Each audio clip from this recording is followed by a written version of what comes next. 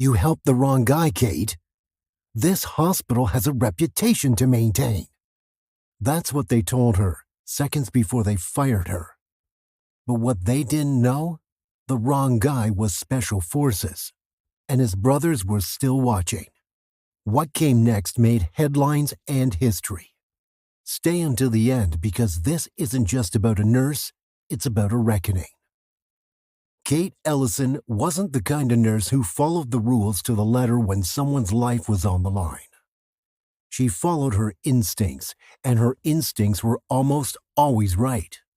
For 9 years, she worked the night shift in the emergency department, tending to overdoses and the kind of patients no one else had the patience for. She wasn't flashy. She wasn't looking for praise. She just believed that people mattered. So when a homeless man in tattered jeans and a dirty army jacket stumbled into her ER one rainy Thursday night, bleeding from a deep gash in his arm and barely coherent, Kate didn't hesitate. She didn't wait for admin approval. She grabbed her gloves and a trauma kit and got to work. No ID, no insurance, no next of kin. But the patch on his jacket said 1st Battalion, 5th Special Forces Group. While other staff whispered and avoided eye contact, Kate sat with the man after she cleaned and stitched his wound. She gave him a sandwich from her own lunchbox and hot coffee from the break room. He hadn't much to say, just thank you, and Kate, after she introduced herself. He didn't even tell her his name. But there was something in his eyes, a sharpness buried under fatigue and pain. She knew he'd seen more than he was letting on. The next morning, Kate was called into the office by Dr. Eugene Hall, the hospital's chief administrator. Dr. Hall had the kind of smile that didn't reach his eyes and a plaque behind his desk that read, "Perception is reality." He didn't even sit down before laying into her.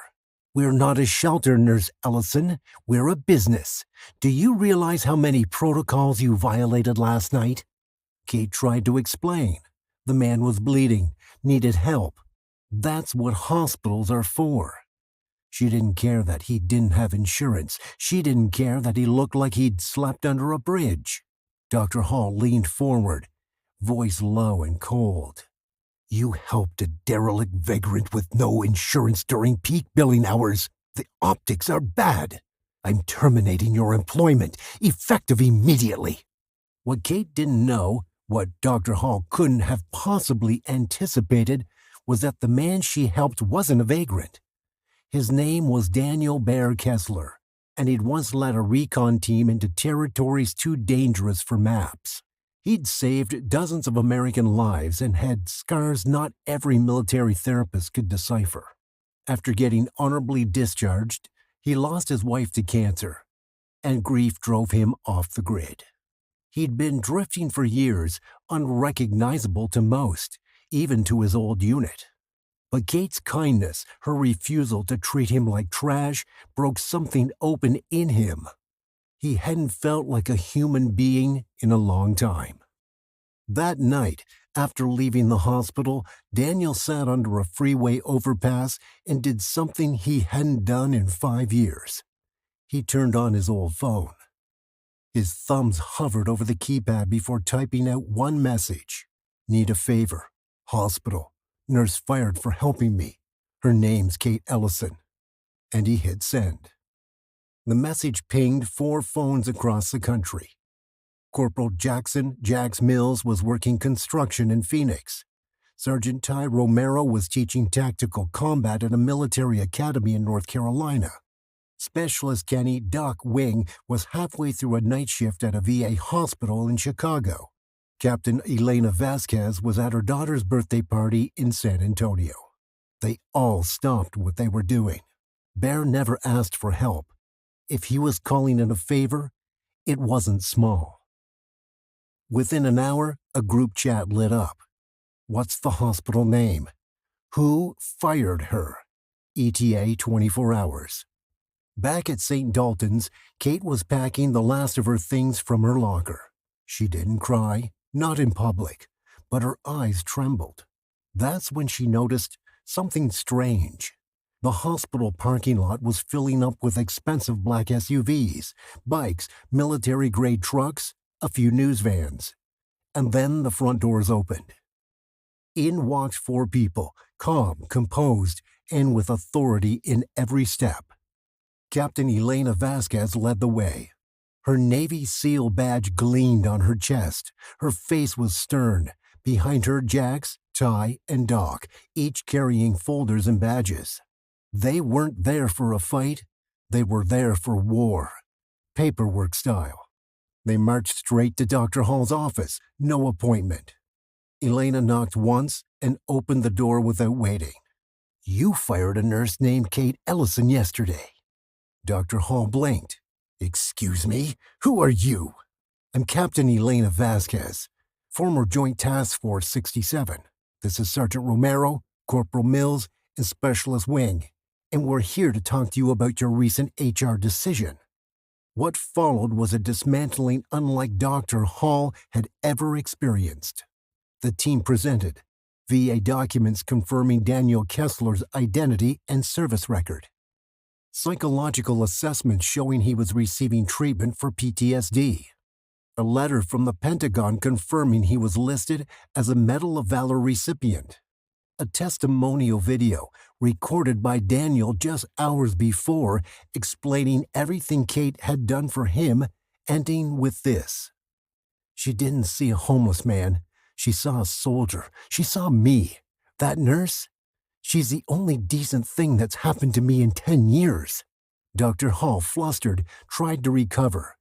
This is inappropriate. You just can't walk in here and make demands." Elena didn't flinch. "We're not making demands, Doctor. We're making recommendations. Because if this goes to the press, and it will, this hospital will be known as the place that fired a nurse for helping a decorated veteran with PTSD. Good luck keeping your federal funding after that." The room went silent. Outside the office, Kate watched from a distance. She still had no idea who these people were, but then Ty walked over. "You, Kate?" She nodded cautiously. "You helped Bear." "Bear?" she asked. "Daniel Kessler. He saved my life twice in Afghanistan. He called us, told us what you did." Kate stared, stunned. "He remembered me?" "Not just remembered. He called you a guardian angel. We don't forget people like that." By sundown, the story had gone viral. Local reporters broke the story. Nurse fired after helping decorated homeless veteran. Then national outlets picked it up. VA hero shames hospital after nurse gets fired for doing the right thing.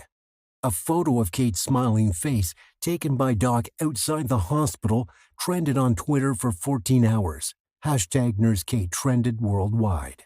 And in the comments, hundreds of veterans sharing their own experiences of being turned away. Thousands of nurses sharing stories of standing up to hospital bureaucracy.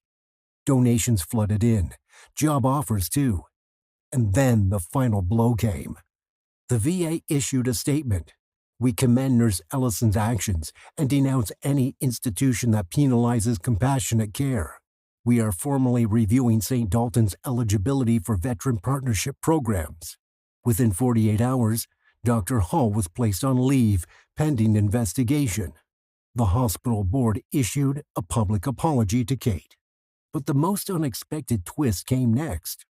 Daniel Kessler, cleaned up, fresh-shaved, in a crisp shirt, held a press conference in front of the hospital.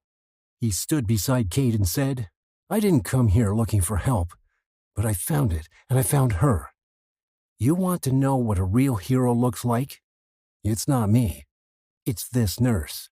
The crowd erupted. Kate's hands trembled again, but not from fear, from disbelief. 3 days after the press conference, Kate found herself back in the emergency department of St. Dalton's, but this time not in scrubs. She was retrieving the last of her belongings when she ran into Maya, one of the newer nurses. "Kate, everyone's talking about you. They're calling you the Florence Nightingale of vets." Kate smiled, embarrassed. "I just did what any nurse should have done. You did what most of us were too scared to do." Kate gave Maya a hug and left without saying much else. The truth was, she didn't know what came next. The attention, the interviews, the job offers from around the country. It was all overwhelming. But what stuck with her most was what Ty had told her the day of the confrontation. You helped one of ours. Now we help you. Later that week, a van pulled up to Kate's small apartment. She opened the door to find Daniel Bear Kessler standing tall, looking healthier than she'd ever seen him. He wasn't alone. Behind him were Jax, Elena, Doc, and Ty, and they weren't in uniform. They were dressed like contractors, all business. "Mind if we come in?" Daniel asked with a grin. Kate waved them inside, still trying to make sense of it all. Elena pulled out a small folder and set it on her kitchen counter. "We want to build something. With you." Kate blinked. "What do you mean?" Daniel stepped forward, his voice deep but warm. "We know how many vets are out there slipping through the cracks. No shelter, no care, no dignity. We want to start a foundation, a clinic for veterans, run by people who give a damn. We've got funding lined up, land donated. We need someone to lead it, someone who knows how to heal." He looked her dead in her eyes. "We need you." 6 months later, a brand new brick building opened on the outskirts of town with a clean, minimalist sign. The Kessler Ellison Veteran Wellness Center. It had 2 trauma bays, 5 patient rooms, a full mental health counseling wing, showers, meals, laundry, and beds for up to 40 veterans. And leading the charge as Chief of Medical Staff, Kate Ellison, RN. At the ribbon-cutting ceremony, local officials, news crews, and even state senators showed up. But Kate's eyes searched the crowd for one thing: her patients. And they came. Some hobbled in with canes, others rolled up in wheelchairs, a few arrived on motorcycles, old surface patches still clinging to dusty jackets. But every single one had a story, and now, finally, they had a place. Meanwhile, back at St. Dalton's, things weren't going so well. Dr. Hall's leave became a termination. The board tried to smooth things over by inviting Kate back, offering her old position, this time as a supervisor. She politely declined. But not before the media caught wind of the offer and her response. "I didn't become a nurse to climb ladders. I became a nurse to help people. And I found a better place to do that." The quote was everywhere.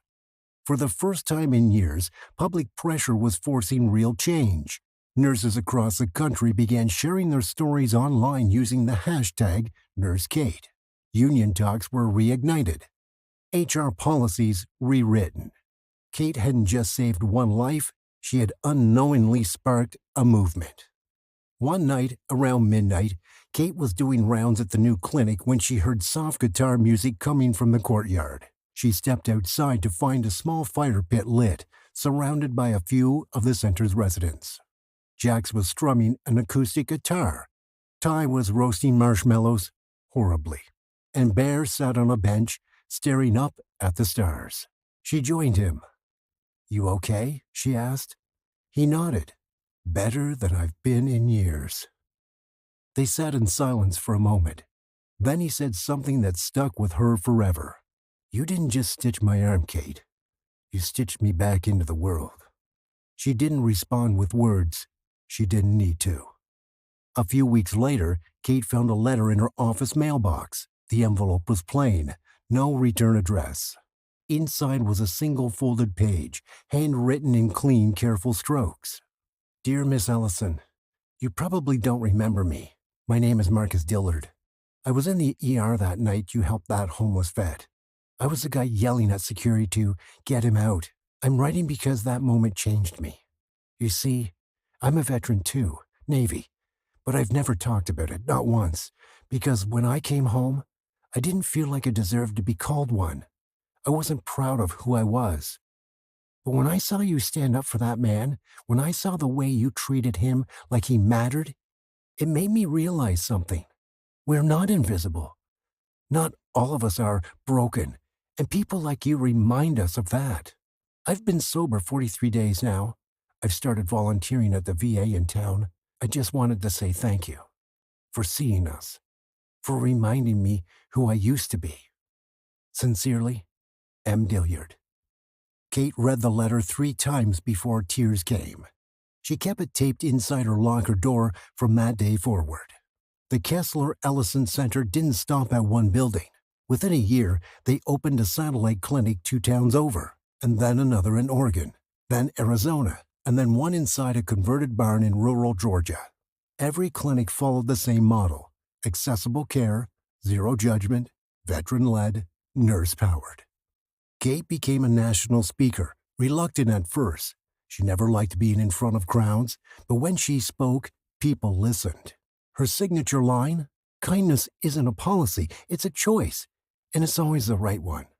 One quiet morning 2 years after the day she was fired, Kate walked into the original clinic's common area to find Daniel sitting alone, holding a small box. "What's that?" she asked. He smiled and handed it to her. Inside was his Medal of Valor. "Bear, I can't accept this." He shook his head. "You're not accepting it. You're holding it for me. I don't need a medal to know who I am anymore, but someone else might need to see it someday. Maybe a nurse or a scared kid in that ER. Maybe they'll look at this and remember that one act of courage can change the world." She hugged him, tighter than ever before. In the lobby of the clinic hangs a photo now. A nurse in navy scrubs beside a grizzled man in a worn army jacket. Behind them, the words etched in metal: "This place stands because someone refused to look away."